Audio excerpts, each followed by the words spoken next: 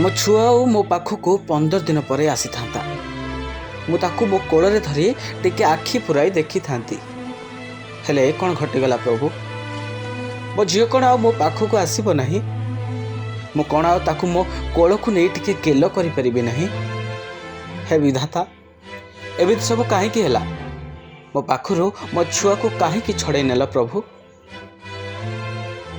ता बिना एबे मु बंची केमिति से परा मो जीवन थिला ताको एबे न देखी ए जीवनर लंबा रास्ता चली केमिति आउ एमिति किछि कही कही मेडिकल बेड्रे निज झीर मृत शरीर उपरे मुंड बाड़ी बाड़ी निज कोह को संभाली न पारिथिबा आखिरु लुह झराई कांदी कांदी एसबु कथा कहूची जड़े नाबालिक झील को हराइथिबा माँ कारण से परा 10 मास 10 दिन निज गर्भरे धरी ता पिला को जन्म देइथिला।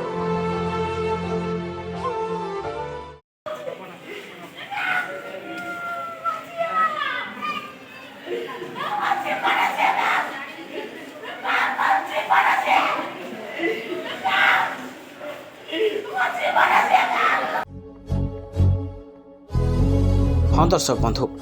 एभली दुखद घटना देखा मिली भद्रक जिला बासुदेवपुर चांदमाल नवोदय विद्यालय द्वादश श्रेणीर जड़े छात्री मृत दुखरे भांगी पड़ी माँ जनक तेबे मिलथिबा सूचना मुताबक छात्री जनक धामनगर अंचलर अर्पिता बेहेरा सकाळु क्लास जीवा समय विद्यालय मेट्रोन कैंपस भितर छात्री को झुलंता अवस्था देखिथिले विद्यालय पिलाए आउ एसबु घटना देखि विद्यालय शिक्षकों को जणाइथिले पर अर्पिता को मेडिकल निया जाइथिला हेले मेडिकल रे डाक्टर तांको मृत्यु घोषणा करिसेंती। तेबे एसबु घटना घटिबा परे पुलिस घटनास्थल में पहुंची अधिक तदंत आरंभ करिथिबा जणा पड़िछि। अन्यपटे छात्री माँ किंतु तांको झील को हत्या कर जाइथिबा अभियोग करिथिबा बेले भद्रक जिला कांग्रेस सभापति अशोक दास मध्य बारंबार नवोदय विद्यालय एभली दुर्घटना को समालोचना करिसेंती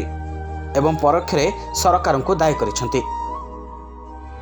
तेबे मृत छात्री को न्याय मिलवा नहीं गुहारी करिसेंती अर्पिता माँ पुलिस तदंत पर केबे मिलिबो न्याय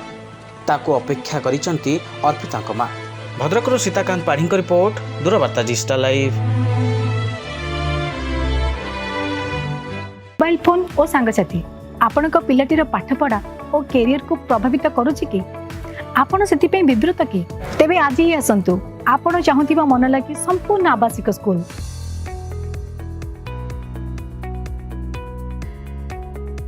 TSC गुरुकुल गोठपाटण भुवनेश्वर।